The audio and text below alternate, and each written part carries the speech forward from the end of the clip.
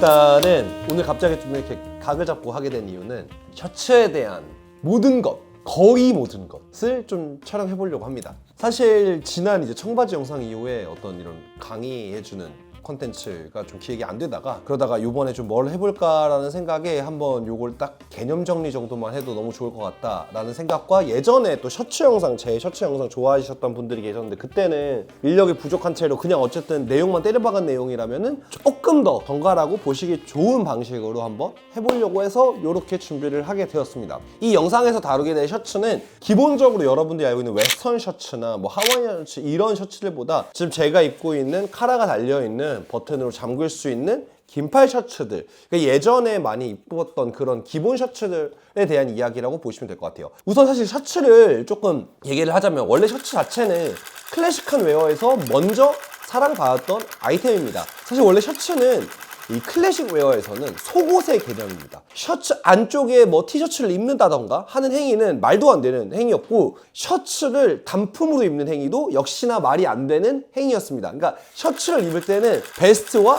자켓을 반드시 입어야 되고 자켓을 벗더라도 베스트까지 벗는 행위를 하면은 안 되는 겁니다. 소위 말해서 약간 팬티바람으로 나가는 거랑 거의 동일하게 생각하던 예전의 복식 문화라는 게 분명히 존재했었어요. 하지만 사실 이게 지금까지도 유지되어 있다라고 보기에는 좀 어렵습니다. 가장 큰 영향을 준 건 역시나 미국의 어떤 실용주의적 관점에서 옷들을 좀 다시 이렇게 스타일링하는 과정에서 만들어졌다라고 보셔도 무방합니다. 뭐 그 당시에 미국이 떠오르는 나라였기 때문에 그랬었던 건지 아니면은 유럽의 어떤 복식 문화에 대한 조금 보수적인 관점 때문에 미국에서 그런 게 발현되었던 건지는 모르겠으나 뭐야 니네 셔츠 이거 그냥 입어도 되는데? 야 이거 그냥 편하게 입으면 되잖아. 약간 요런 느낌으로다가 셔츠만 입고 다녀도 전혀 문제가 없는데 사실 여러분도 아시겠지만 전혀 문제 없잖아요. 네. 어떻게 보면 좀 보수적인 관점에서부터 좀 많이 탈피해서 되게 캐주얼한 방식으로 되게 다양한 방식으로 셔츠가 발전해 왔다라고 보시면 될 것 같아요. 하지만 여기서 여러분들이 그런 셔츠들의 다양한 디자인들 안에서 어떤 게 좋은 셔츠인지를 보는 방법에 대한 얘기를 조금 해보려고 합니다. 제일 먼저 바느질에 대한 이야기를 좀 하겠습니다. 셔츠는 원래 본디 속옷의 개념으로 출발했던 어떤 옷이기 때문에 피부에 닿는 면적에 바느질을 깔끔하게 하는 것이 굉장히 중요합니다. 가장 대표적인 게 이 옆구리와 어깨 쪽에 있는 바느질 방식입니다. 여기가 이제 제가 가지고 있는 되게 많은 셔츠들 중에서 조금 보여드리기 위해서 딱 대표적인 것만 좀 골라왔던 그런 셔츠들입니다. 요즘 가장 스탠다드한 방식으로 먼저 알려드릴게요. 옆에 보시면은 마라감침이라고 보통 많이 표현을 하고 원단의 이쪽 면과 이쪽 면이 이렇게 만나서 요렇게 말려가지고 여기에 쌍스티치가 들어가는 형태를 말합니다. 여기 이렇게 체인으로 말려 있고 겉에서 보면은 두 줄의 스티치가 보이시죠? 요 방식대로 이렇게 올라가서 이 어깨 부분 역시나 안쪽으로 말려서 전부 다 오버로크가 하나도 없이 요렇게 완성되는 게 가장 기본입니다. 이런 방식을 어디서 많이 보실 수 있냐면 폴로의 어떤 옥스포드 셔츠들 있잖아요. 그게 지금 사실 이 방식을 거의 그대로 따라가고 있기 때문에 폭이 좀 다를 수 있습니다. 보통 일반적으로 폴로에서 사용하는 이 어깨 쪽 스티치의 폭은 조금 더 넓기는 해요. 근데 이거 슬릭 셔츠는 조금 더 좁혀가지고 특유의 그 바느질의 촘촘함을 더 잘 보여주는 그런 방식으로 좀 제작되어 있지만 안쪽에 그냥 셔츠 뒤집었을 때 오버로크가 없으면 괜찮은 셔츠입니다. 정확하게는 그게 기본입니다.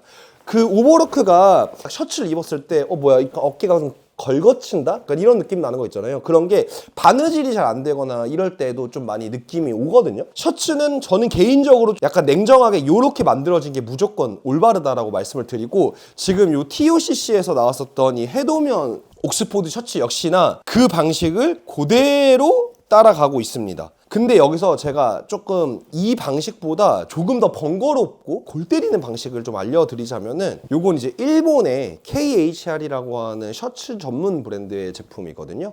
근데 얘의 옆구리 봉제선은 조금 달라요. 원단을 이렇게 포개서 안쪽에서 바느질을 한 다음에 한 번 꺾어서 다시 바느질을 하는 그런 방식이고 그래서 안쪽에서 봤을 때 이렇게 두 줄 스티치가 들어가 있는 건 똑같지만 겉에서 봤을 때는 한 줄 스티치밖에 안 들어가 있어요.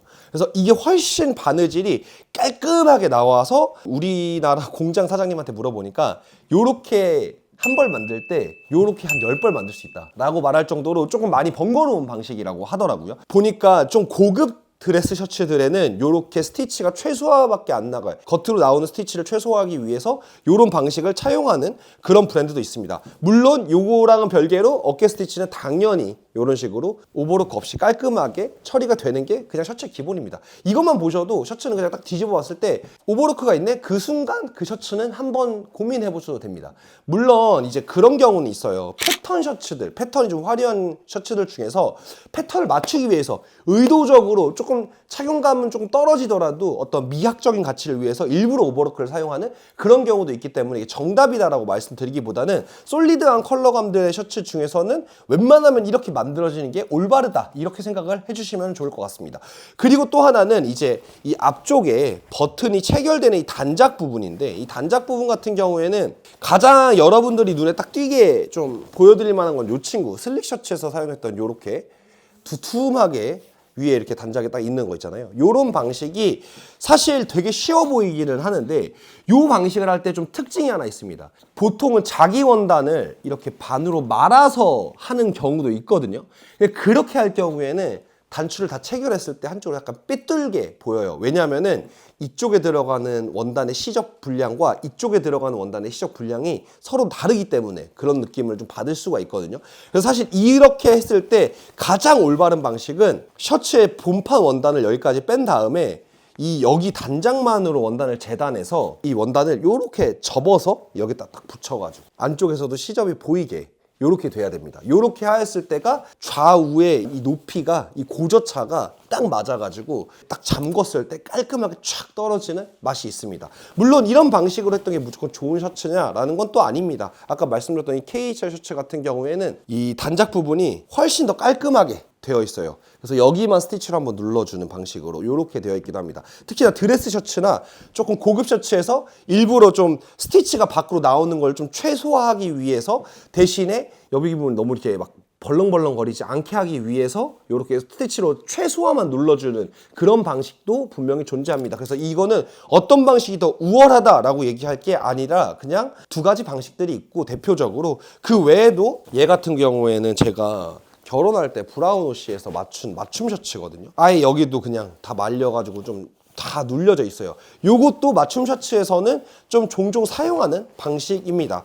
그리고 브룩스 브라더스의 셔츠 같은 경우에는 역시나 또 브룩스 브라더스의 어떤 그 맛으로. 그래서 요렇게까지가 이제 만들어지는 방식이라면은 뭐 카라 부분도 할 말을 하면은 좀 많아지긴 합니다만 그냥 쉽게 생각하시면은 카라를 만드는 방식에서 크게 두 가지가 있긴 한데 일단 버튼이 있는 버튼다운 형태이냐 그렇지 않은 그냥 일반 솔리드한 카라이냐 이 두 가지로도 분명히 차이점이 존재합니다. 디자인적인 영역이라서 버튼다운이 예전에 뭐 폴로 하던 운동선수들이 이제 카라 깃이 날리는 게 싫어가지고 여기를 달았던 게 최초이자면은 브룩스 브라더스에 의해서 완벽하게 아이코닉한 모델로 만들어졌다. 그냥 가볍게만 보셔도 되고 그 외의 셔츠 같은 경우에는 얘 같은 경우는 제가 이거 스프레드 카라라는 형태인 걸로 알고 있거든요. 좀 이렇게 벌어지는 카라 형태. 카라 형태나 이런 것들은 디자인과 뭐 여러 가지 그 원료에 따라서 다양하게 좀 보여지고 있으니까 어떤 게 정답이다라고 말씀드리기는 조금 어렵습니다만 크게는 그냥 버튼이 있고 없고의 차이를 가지고 있다. 그리고 나서 이 카라의 빳빳함 정도인데 보통 여기 안쪽에 심지라고 하는 좀 약간 빳빳한 게 들어가서 봉제를 하게 되거든요. 여러분들 셔츠 중에서 조금 비싼 거를 보시면은 이렇게 앞면과 뒷면을 열었을 때 이렇게 살짝 떨어지는 느낌이 좀 나거든요. 심지를 붙이지 않고 접착하지 않은 채로 만들면은 이렇게 좀 떨어져요. 접착 심지였을 때에도 물세탁 하시게 되면 떨어져가지고 이렇게 되는 경우도 있는데 어떤 경우에는 이게 약간 좀 풀칠했던 부분이 좀 울면서 공기가 들어가가지고 되게 밉게 우는 경우도 있긴 한데 비접착 심지가 더 번거롭습니다. 작업하기가. 그리고 접착 심지 같은 경우가 작업하기가 훨씬 편한데 사실 만드는 과정에서는 비접착이 더 어려운 건 맞으나 사실 입다 보면은 결국에는 둘 다 관리를 어떻게 하느냐에 따라서 조금 다 비슷비슷해진다.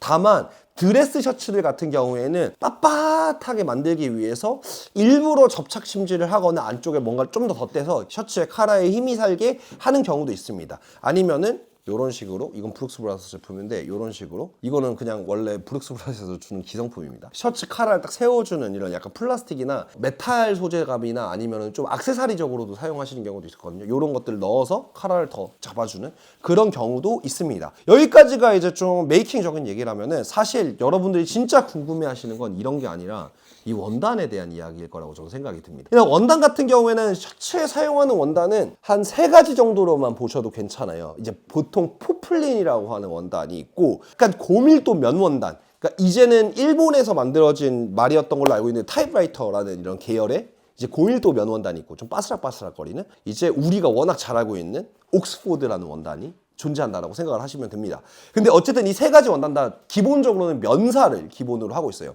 면사를 다 사용을 하지만 이 3가지 원단으로 좀 갈리는 이유 중에 하나는 각자 원단이 가지고 있는 짜임 방식이 달라서 특징도 달라집니다. 대표적인 포플린 원단은 이런 드레스 셔츠에서 사용하게 됩니다.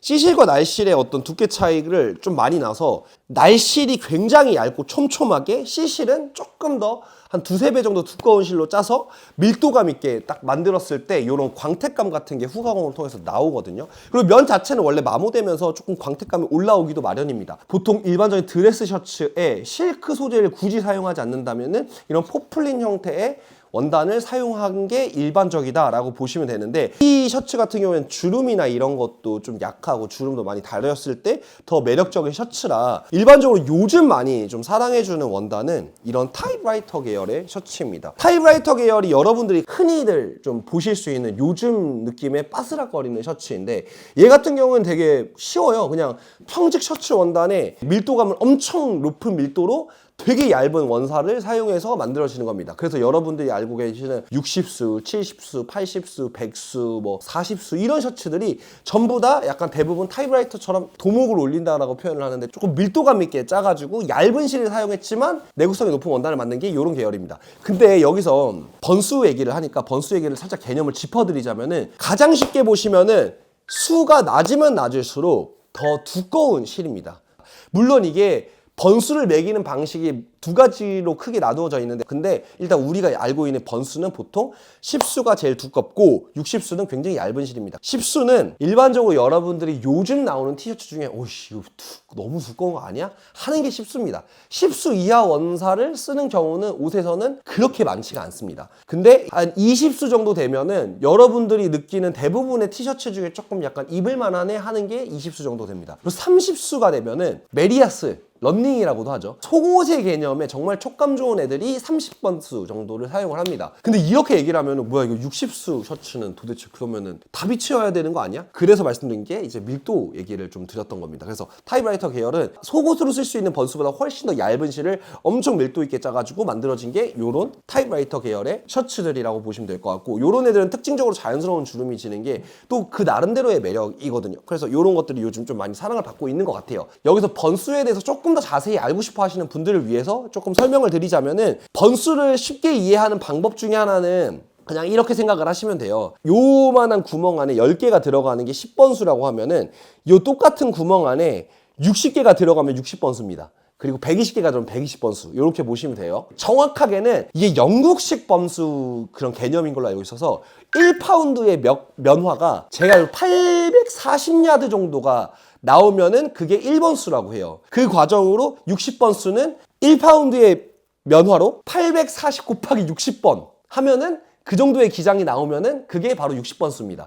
당연히 같은 파운드의 실을 더 길게 짠 거니까 더 얇아지겠죠. 같은 무게의 녹화가 얇고 길게 방적할 수 있느냐를 뜻하기 때문에 수가 높아지면 높아질수록 얇은 실이다 라고 보시면 될 것 같고요. 그럼 여름 셔츠는 그러면 몇 번수 정도 쓰는 게 좋아요? 라고 생각하실 수가 있는데, 저는 여름 셔츠는 60번수, 60수 이상부터가 조금 괜찮다라고 말씀을 드립니다. 60수는 생각보다 옵션이 많아요. 국내에서도 60수를 내구성 좋게 밀도감 있게 그러면서 시원하게 짜는 원단이 생각보다 굉장히 많습니다. 80번수 이상은 사실 짜임이 잘 짜여지지 않으면 밀도에 따라서는 너무 약하다 혹은 너무 많이 비친다 이런 느낌을 좀 받으실 수가 있어요. 분명히 얘보다 훨씬 더 얇고 시원하기는 하거든요. 60번수 이상의 실은 국내에서는 되게 좋은 원단을 많이 못 봤어요.